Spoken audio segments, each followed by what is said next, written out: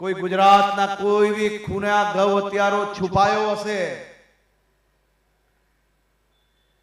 આજે આ જીવદયાના હેડક્વાર્ટરની અંદર હું જાહેરમાં વચન આપું છું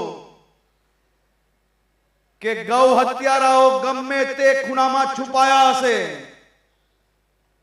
એની ચાલ બી બદલાઈ જશે, એને જીવનભર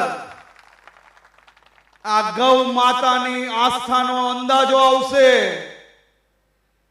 સાહેબ, ભલ ભલા વકીલો આવી જાય સામને લડવા માટે, આ એક બી ગૌ હત્યારાઓને જામીન અપાવવામાં એને સફળતા નહીં મળે એ પ્રકારના કડકાઈથી કેસ લડવા માટે આપણી ટીમ કામગીરી કરી રહી છે।